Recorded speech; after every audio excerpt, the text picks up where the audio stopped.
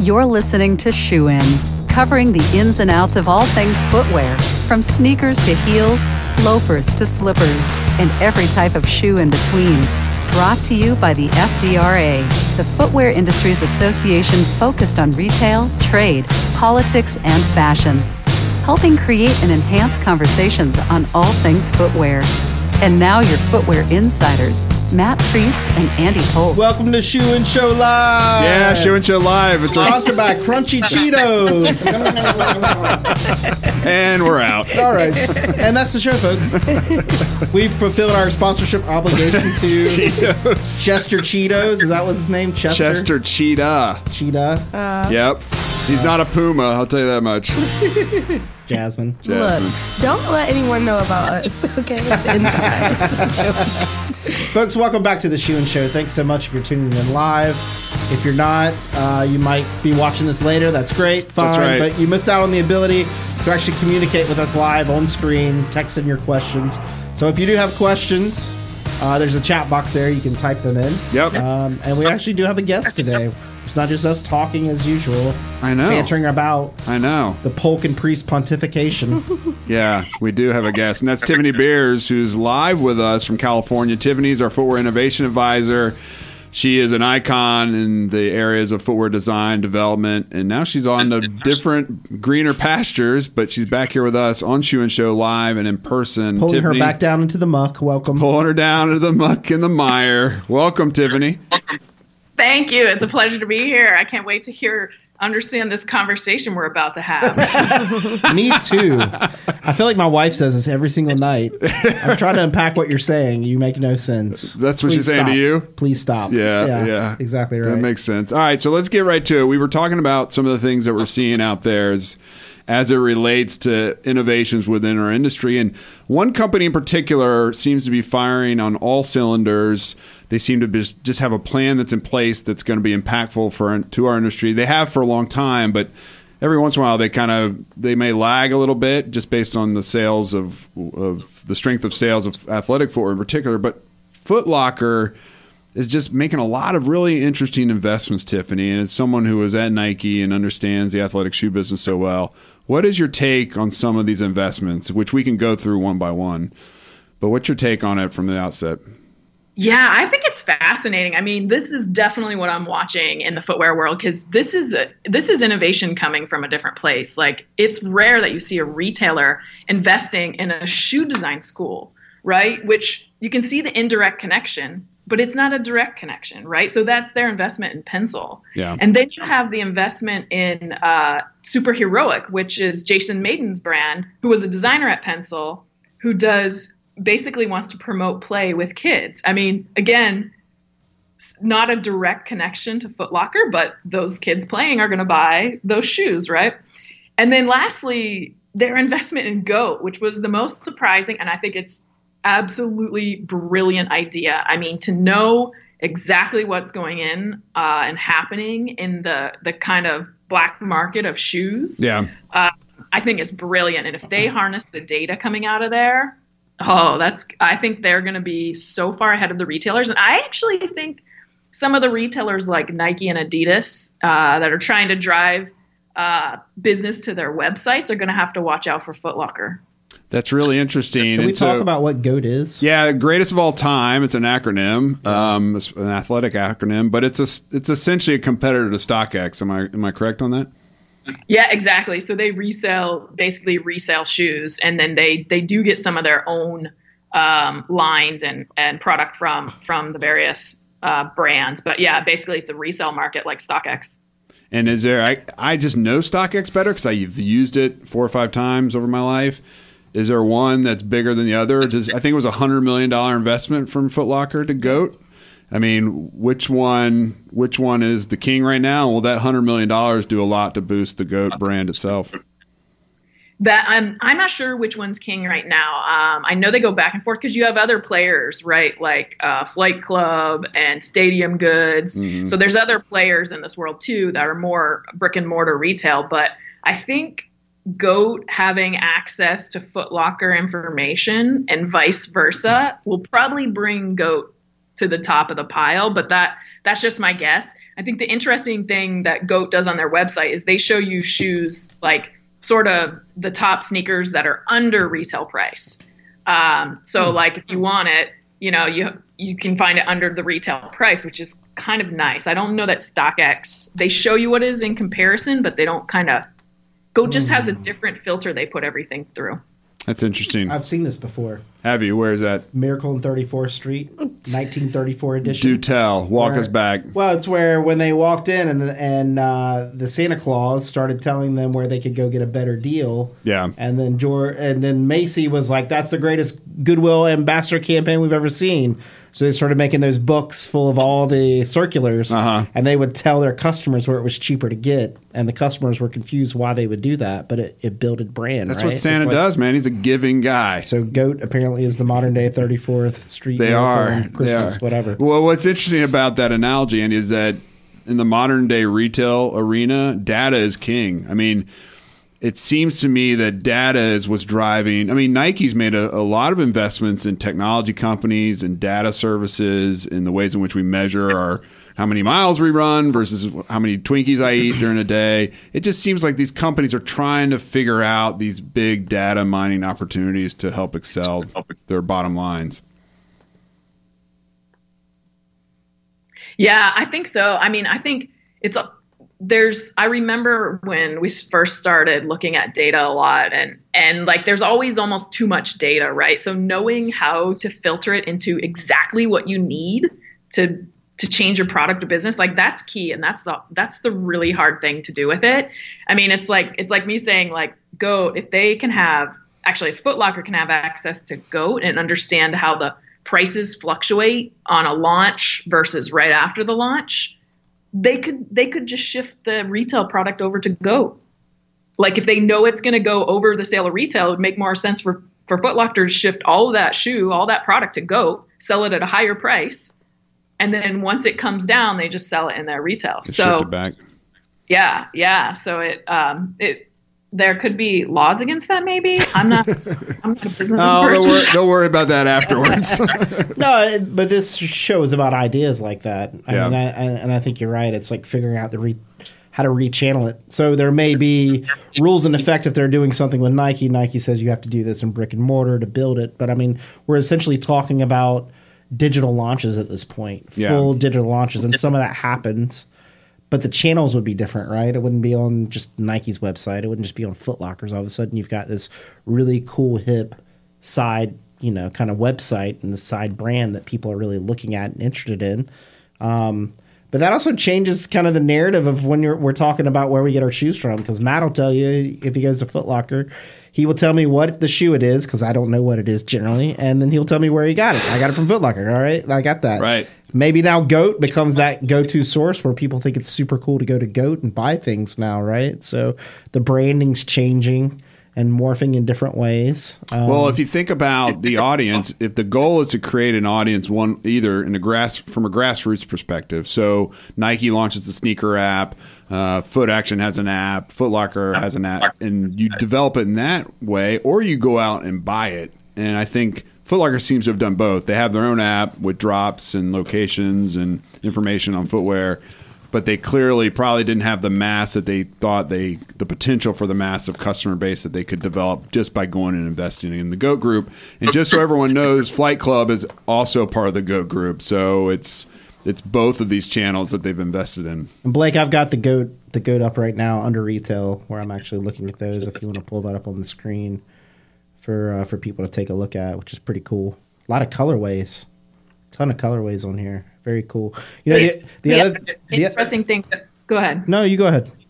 Well, like GOAT does, like based on their featured searches, right? So if you scroll down their main page, like what everybody's looking for, they categorize and populate it right there, which is super nice. So if you click on Rust Pink, which is a color, right? You're going to see the Air Jordan 1 Retro. That's $3,250. Yep. I just bought it. Ooh, that's going to look good. Matt, can I get a raise? No. Foot Locker never would have had access to that customer otherwise. And that's a completely different business.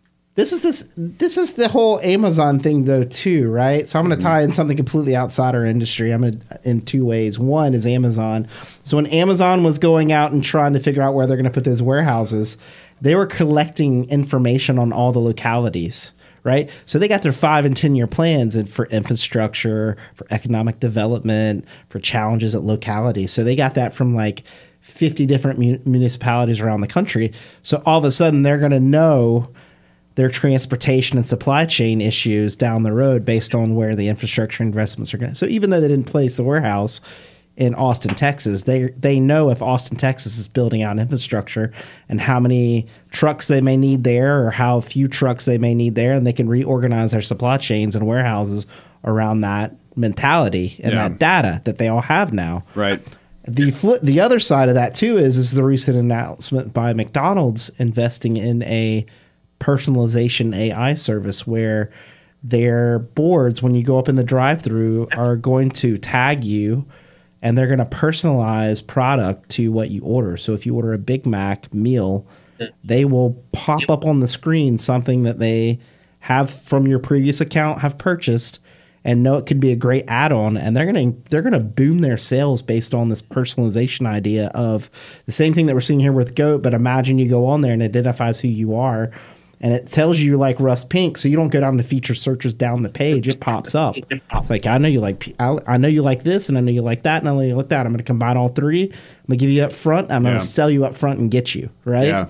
So this idea of where we're headed with, I don't know if it's AI exactly. They call it AI. I don't know if it's machine learning itself yet. Data but it's manipulation. Yeah, it's personalization in a very real way versus what we've talked about in the past where it's like, design your own shoe. Well, not everybody wants to design their own shoe. Some people want to be told what to buy and what's cool, right? Yeah. So, yeah, that's so true. Just my 2 thoughts. Well, hey, Tiffany, let me ask you this, kind of parlaying off of that. In general, I ask this from a general perspective.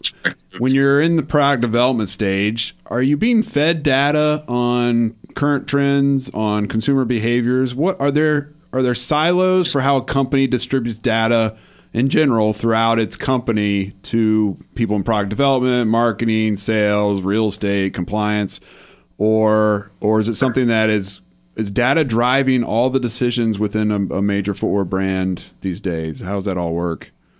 Yeah, I'm sure it's changed a lot since I've been there. I think in general, data drives more decisions today than it did 5 years ago.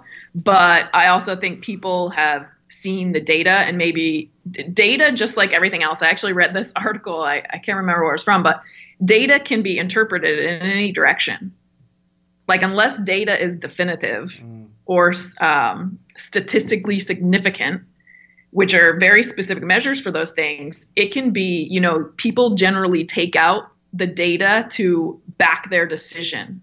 Right. And they manipulate it, right? Right. And so it's not like a pure thing. Like a lot of people think data is just factual. It's pure. It's very not pure. Right. So I think it drives a lot more decisions today, but it's all about how you filter it and the amount of time it takes. I think in the front end of product development, if you have data from customers, like think of Amazon reviews. That's probably the best easiest way to look at data right now. Like if you look at your reviews, you average the percentage and then you look at the comments of like the 1-star reviews, and you either decide to take each of those comments individually or you take them as a collective. But either way of using that data could negatively or positively impact that product development. So I'm not convinced that it's the right thing to do. I'm more of the mindset that someone has an idea and they've seen a problem that an athlete, for example, has, and they have a solution that's just super intuitive and really works, simplifies their issue and takes their problem away.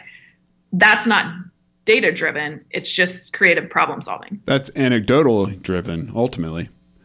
Yeah. So there's actually not a filter button for idiots on Amazon, so we can actually filter out the idiots that do leave reviews. No, you which can't. Are many. Well, that's true for just about every single communication platform on the internet. whether it's a social media platform or a retail. Or the emails come in to info@fdra.org. Either way, What monkey is manning that? Asking us to be their distribution channel in the United States. Yeah. We do not do that, folks. Yeah, exactly. Again. Stop with it from Bangladesh. We know who you are. Yeah, exactly. So let's pivot from technology, Tiffany, to talk about. Before we came on, we were talking about renewable materials for uppers and whether or not that's played out at this point. And not in the sense that people aren't still exploring, not in the sense that people aren't still doing R&D about renewable materials and the use of them. I'm wearing actually a pair of Sperry's that take in 5 recycled bottles and they make the upper out of recycled plastic. So it's even permeating beyond the athletic space. But it hasn't gotten to the mass level, right? We're not selling these things at Target, Walmart, and Kohl's. So kind of are we stalled out on it, or is it we're just waiting for kind of the next big invention to come about for us to get excited about it again? Yeah, I think it's complicated. I think it's an easy story to tell right now, but I think there's some media fatigue on it, right? Like, here's another renewable material. Here's how my gum is used. Here's how corn is used, right? But at the end of the day, those materials are still expensive. They're still harder to work with. And the lower price point products, just they can't use them yet. So that becomes a problem. But at the end of the day, you still have the end of life issue, right? If there's 25 billion pairs of shoes made every year, how are we recycling all those? And that is way more critical today than using corn or using a renewable material. So I would love to see shoes that, like, they tell you how to take it apart so you can recycle it, and so that you can dispose of it. Because some of the materials are recyclable. But there's also brands like, there's a level of development that still needs to take place in some of those materials before they're ready for maybe prime time. And that includes cost reduction, right? Yeah. And it also includes durability. So like MycoWorks, this is one of my favorite ones to watch. They do the mushroom leather. Yeah, I've seen that. So, yeah, a few months ago when I first looked at them, they had it down to they could make a hide of leather as big as a cow hide in 2 weeks, right? Where the leather hide is 2 years. And it was as durable as deer skin. So now they have it to a bunch of different durability levels, and they actually can grow patterns on it. That's and it's weird. Like, I think this material is going to take over the world, to be honest. But they're still, right, it's still expensive. It's still not that accessible. You're not going to see a Kohl's, shoes made out of that in the next 2 years, but hopefully thereafter. But you're bullish overall on the technology and the material itself as a usable material for footwear uppers? Yeah, absolutely. I think so. Okay. Yeah. That is interesting. That's better than my idea. Barbecue shoes? No, I'm You're off. You passed that? Which one are we on now? I want to actually create a shoe that zips the upper to the foam, so you can unzip the foam when it runs out, and you can recycle it. And you just take a whole new foam and zip it back on there. Put it in there. You can change out the colors as you want to. There you go. And wash the fabric on top. It's easier to wash it than put the the foam. You try to dry it. Yeah. Drives me crazy. Well, I hate it, but I think it's already out there. Snap. What's it called? I hope they trademark that. What's it called? IP Wars. What's it called? I can't remember. I have to look it up, but it's on one of the Zip crowd shoe. Wow. And I think there's IP on it too. Oh, of course it is. After the fact, man. I'm sorry. You have to keep I'm going to your walk day down job. to the USPTO and just start asking. Just start filing patents, everything. See what happens. Everything. Everything? Mm-hmm. Start with barbecue shoes. I like that one. Yeah. No one else is going to touch that. Unless you put some sauce on it. It's called Zips. ZIPZ. ZIPZ. Cool. That's like cool cigarettes with a K. How creative. ZIPZ. The other thing we were talking about too were robotics, right? So we think about, and I mean, I've been thinking the last year just on like new workforce issues, because when I think of innovation, I think, we're talking about the data part of it. And I think part of you're dead on when you talk about like making sense of it and being wise, right? It's not just being smart about what the data is, it's being wise about what it means and where it's headed. And so when I think of innovation, I think 3 and 5 years down the road. Like you're trying to solve a problem ahead of time to meet when the market really is going to hit it, right? That's really successful innovation, is knowing where the market's heading and innovating to that point and then executing right then and there, right? That's successful. And so anyway, I just think there's so many things happening and trying to unpack it all. But with workforce development and issues like that, we're now hitting the point where we keep saying like machines are going to take people's jobs. They're already taking the jobs, but they're not jobs people necessarily want to do. So there's a recent announcement where Walmart is actually rolling out a whole line of robots to clean the store floors. Right. And while they're doing that, they're scanning the shelves to see what was taken off and what might need to be restocked to feed back into the inventory levels to go ahead and get it ordered, or have the stock boy or woman go ahead and put it back up there. And so it's not, in that sense, it's not like a threat, right? Like people would rather be a barista at Starbucks and get good benefits than like clean up on aisle 4, right? Right. So there's these robotic things happening, and I don't think it's going to end. I think we'll keep figuring out what jobs people don't want, and we'll solve it through automation in that sense. And I don't think it's a direct threat to people on the front lines engaging people face to face. If you go into a store, you still want to see someone interact, I think. Some people do. Millennials don't, but some people do. I don't know. I mean, I think that's true. I mean, Tiffany, when you think about machine-assisted learning, machine-assisted careers, one of the biggest job killers we talk about in this country has not been trade, which was kind of our wheelhouse, but it has been efficiencies, robotics, those kinds of things. What is kind of, as you think about the American workforce and then the footwear workforce or even the tech workforce that you're in now, how is technology both a threat, but what is it more an opportunity to kind of do those jobs that we're having trouble finding people to do, in all honesty?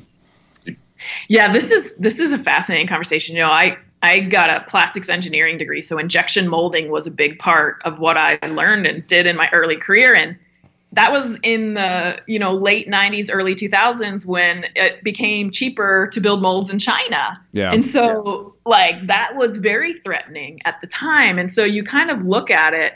I think it's really interesting. Like I get that people don't want to do certain jobs, like cleaning the floors at Walmart and things like that. But at the same time, you have people obsessing in the footwear world about cleaning shoes. So now you can literally, this is so weird, but people used to clean shoes, right? Do shoe shine all the time, but that was usually like a dress shoe or something. Yeah. But now you can send your shoes like to GOAT. You can send them to GOAT, and they pay people to hand clean your shoes meticulously. Really? Yeah, I'm actually going to go get my shoes cleaned. So they got me. When we should follow the process. Well, they have them at the malls now. And on my way home, I always pass Pentagon City Mall in Arlington, and I have a pair of 11s that I wore just before like the icy soles started to turn colors, but it's like on the edge, so I want them to reverse it back so it can just be completely clean.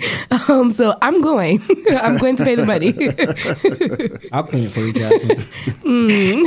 I don't know if you have the skill set.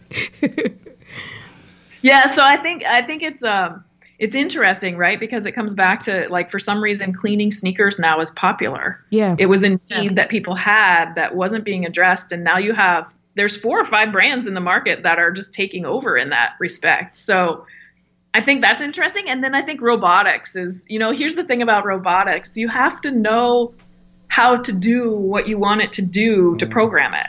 Yeah. Right? Someone has already had to do it, right? Until AI gets further. Once, of course, there's this vision of AI being able to just intelligently know everything, but I think we're pretty far off on that. Yeah. But I think robotics, like monotonous tasks that you need to be done exactly the same and they're critical to a product. Yeah, I'm all for robots doing those. I think it's the best value you can add. And, some of these renewable materials, right, they rely on nature to grow them. Right. Right. But what if they actually had a different system of making them? You think of like a knitting machine where the machine just runs and runs and runs versus someone knitting that. Right. Right. So you have a lot of different dynamics with the robotics and technology. I think for sure it will optimize things and we'll find people doing cooler and cooler jobs because of the robotics that starts to get implemented. But I don't know. I don't know about you guys, but once I notice a lot nowadays, I type a lot. Like I don't write with my hand anymore. And there's something about that tactile writing that I love, and it just satisfies me for some reason. And if I don't write, I find myself just drawing circles on things. Just circles. It's the act of writing. So I think there's something like humans maybe are made to work with their hands a little bit more. They are. I agree with that. I mean, I talk to people about the difference between reading content on your laptop versus the newspaper in the morning. There's something psychological about holding something. Your mind grasps what is said so much more when there's something physical that you're doing with it. And that's the big concern with my kids. And my wife and I have talked about this is it's kind of a lost art of not even so much cursive writing, but just writing in schools and practicing and drawing in shapes. And so there, we purposely tried to put her in a program that focuses on those things, right? Yeah. Because the cognition builds upon things, right? You can't just skip those steps and go straight to something digital. There's something missed along the way that you cognitively need, I think, to be creative or to think about things more critically. Well, that's why the studies are coming out that little kids that get iPads out the gate and they're on them a lot, or any screen time, TVs, old school TV too, are not nearly as intellectually developed as kids that do read, craft, study, play outside. We all also the see things this that we in talk soccer, about. if I may. Soccer? Yeah. If you have an American person that plays soccer and they go through college and they get a contract in Europe and they go to Europe to play, American sports up to that point don't focus on the technicalities of the play, right? So the technical details, repetitive notions, learning all the different systems, they go over there and they're completely lost, and they're oftentimes not successful because they don't learn the basics of repetitive motions and plays and tactics and things like that. And so they often have to come back to, like Landon Donovan had that problem. Comes back to the Colorado Rapids you go. There you go. So, that's fascinating, because that's like in footwear, right? Everyone thinks they can be a designer. Everyone can draw a picture of a shoe. But the reality is, to designing shoes, it's way more complex. Like, you have to feel that in hand. You have to actually make parts of it to really understand how to do it. Yeah, there's something there that you can't just skip steps. Yeah. You can't skip foundations, right? It's just not how things work. And technology that we have today, when everybody's like, oh, that's a huge advance, it's like, well, that's built on something else. Right. Right? That didn't just come out of nowhere that somebody just invented this thing or this code or whatever. It's like, oh, no, that code was built on C++, and then it goes to Java, and then it goes. So coding and all these things that our economies are built on don't just come out of left field. Right. Right? Like, it's just, I mean, it's not like mushroom leather. The iPhone came from Star Trek. Okay, is that where it came from? Yeah, there was like a thing on Star Trek where they were like talking about beam me up all these communication devices. Yeah, there you go. Sci-fi. Sci-fi is where it's at. All the nerds were right. All the nerds were right. Even Cheetos, right? Yeah, Chester. There had to be a chip first. Yeah, Chester's in style because he's wearing a thick white dad sneaker. Yeah. Nice. As he goes around, if you take a look at that. It's very interesting. It's like a slipper. I don't even know if it has any traction. He looks like he's doing. They're self-lacing because he's too busy. So heavy. He's like, no, here's the deal, right? They're white. His fingers are super cheesy because he's eating Cheetos all the time. So he can't lace his shoes. So they're self-lacing just by logic. Self-lacing or self-lazy? Tell me. Both of them. The first version of Uggs over there. First version. Well, Tiffany, this has been awesome. We can't thank you enough for beaming in over this technology that appeared out of left field off Star Trek to be with us. We really appreciate it. Sure, my pleasure. Awesome. Well, folks, that's just a discussion on certain innovations that are happening. What I really like is not just talking about what's happening in our industry. There's so many things outside our industry that impact and get pulled in, right? Yep. I often think footwear is not a leader in a lot of innovations per se. When it comes to retail and things like that, but we pull it in from other places. So it's always good to branch out and see what people are doing and then how people are bringing that in to our industry. We've seen that on design from like aircrafts. Yep. And, the first people doing CAD design were aircrafts 30 years ago. And all of a sudden now everybody's like, well, CAD design's brand is like, well, they were designing aircrafts 30 years ago and bolts and things. So it's important that we broaden our purview to see all these different things happening in our economy and in our world, and kind of pull that back to see what's happening in our one little corner of the world. Yep. Folks, Shoe and Show, you can find us shoeandshow.com. We're on Twitter, we're on Facebook. Drop us a line. Drop us comments on this show. No dumb comments. We will filter those out, unlike Amazon. But if you have ideas for topics for show guests, let us know. This is your podcast, the Footwear Industry Podcast, and we want to hear from you and make sure that we're delivering content that's valuable to your daily workload. And we hope you found today very interesting, thoughtful. Hopefully you'll listen to this and you'll get some gears churning inside your head. You'll start drawing circles on pieces of paper. So until next time, Shoe-In is out. Shoe-In has been brought to you by the FDRA, the Footwear Industries Association focused on retail, trade, politics, and fashion, helping create and enhance conversations on all things footwear. For information about FDRA, visit fdra.org.